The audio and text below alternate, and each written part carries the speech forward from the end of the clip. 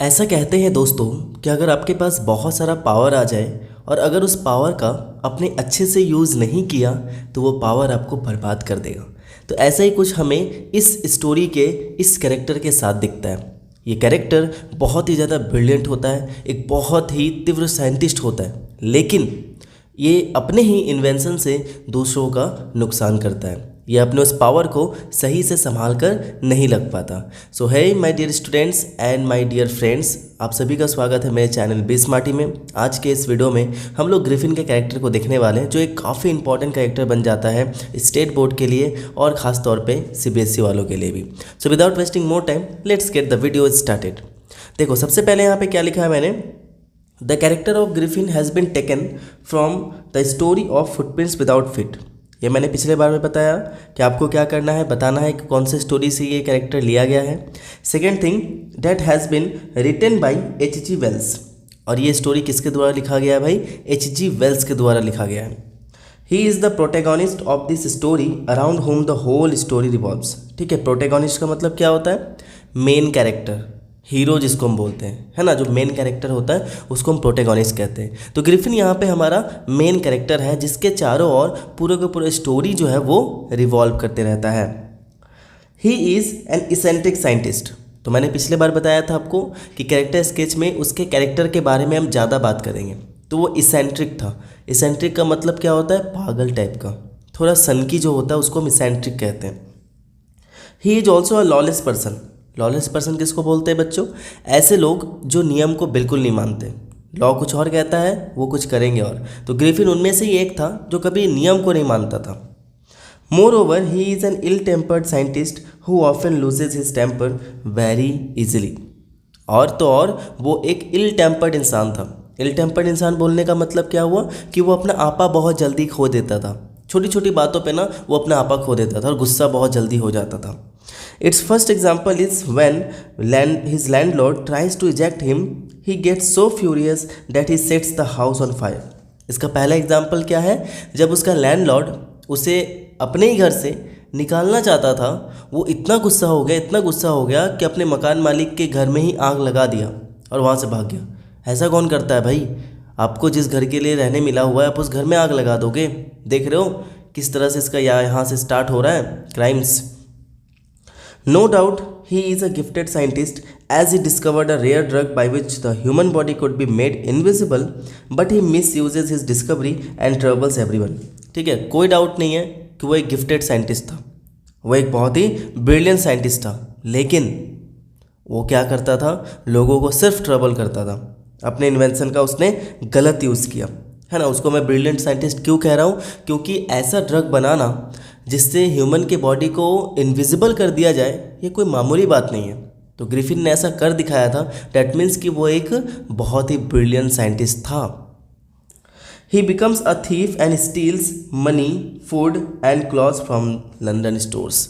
ठीक है, और अंत में वो एक चोर बन जाता है और चोर बनने के बाद वो लंदन के स्ट्रीट में घूमते रहता है, स्टोर में जाता है, वहाँ से खाना चुराता है, वहाँ से पैसे चुराता है, साथ साथ में क्लॉथ्स भी चुराता है। दैट मीन्स कि अभी तक हम ये देख पा रहे हैं कि ग्रिफिन अपने ही इन्वेंशन का, अपने ही डिस्कवरी का गलत यूज़ कर रहा है। उसे जो अच्छा लग रहा है वो वही कर रहा है।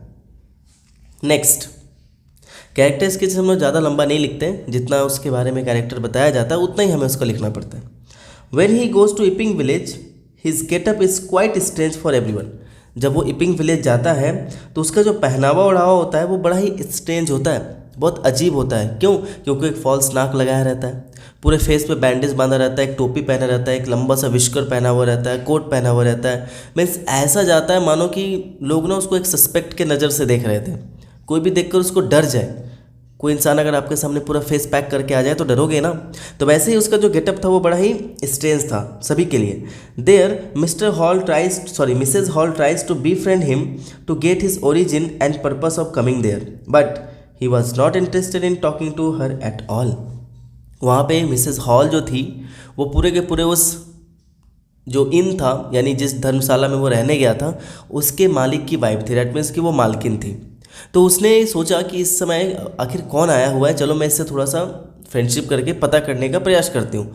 तो वो फ्रेंडशिप करना चाहती है, लेकिन ग्रिफिन साफ तौर पे मना कर देता है कि उसे कोई भी फ्रेंडशिप नहीं करनी। वो चाह रही थी कि थोड़ा इसके बारे में मुझे पता चल जाए कि आखिर ये कहाँ से आया है और यहाँ पे आया है तो क्यों आया है, लेकिन ग्रिफिन उससे बात करने में ज़रा सा भी इंटरेस्टेड नहीं था। Soon he steals the money of the clergyman. When Mr. and Mrs. Hall suspect him of the theft, he gets furious again and shows his invisibility by taking off his clothes. ठीक है। उसके बाद कुछ ही समय के बाद उसके घर के बगल में एक क्लर्जीमैन रहता है। क्लर्जीमैन मीन्स होता है पादरी, जो चर्च में पूजा वगैरह करते हैं, उसको क्लर्जीमैन कहते हैं। ठीक है। तो वो क्लर्जीमैन का घर था, वहाँ पे एक चोरी होती है। जब पता चलता है कि वो चोरी किसी और ने नहीं बल्कि ग्रिफिन ने ही की है, तो मिस्टर एंड मिसेस हॉल इस बात का पता लगाने के लिए ऊपर जाते हैं और उस लोगों को पता चल जाता है कि इसमें इसी साइंटिस्ट का हाथ है।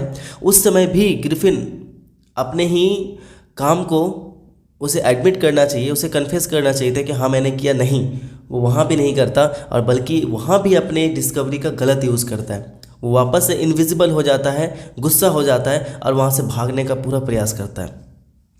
Eventually, no one can catch him and he easily escapes from that village too. और अंत में कोई उसको पकड़ ही नहीं पाता क्योंकि जब उसके पास कोई क्लॉथ ही नहीं थे, डैट मीन्स वो पूरा इनविजिबल था, और जब कोई इंसान पूरा इनविजिबल होता है उसे तो कोई पकड़ ही नहीं सकता। तो उसे कोई पकड़ भी नहीं पाया और वो उस गांव से भी वहाँ से भाग गया। We must say that he loses all his conscience and doesn't feel sorry for whatever he does.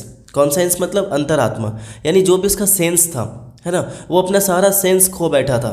कई बार ऐसा होता है, जैसे मैंने अभी शुरू में बताया कि अगर आपके पास बहुत ज़्यादा पावर आ जाए जो आपके पास नहीं आना चाहिए तो आप अपना होश खो बैठते हो।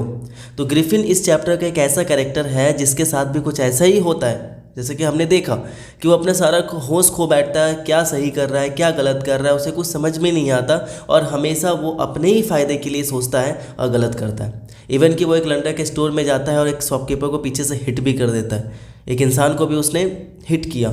तो ये सब अच्छी चीज़ नहीं है जो कि हम इस कैरेक्टर के बारे में देख सकते हैं। एंड इतना आप लिख दोगे ना तो आपको पूरे मार्क्स मिलने वाले हैं। डोंट वरी, ये बहुत ही सिंपल था, मैंने खुद से इसको बनाया हुआ है ना। सो आई होप कि आप लोगों को ये अच्छा लगा होगा and thank you so much for watching this video. मिलता हूँ अगले वीडियो में, तब तक के लिए take care, be safe, keep learning and keep watching be smarty.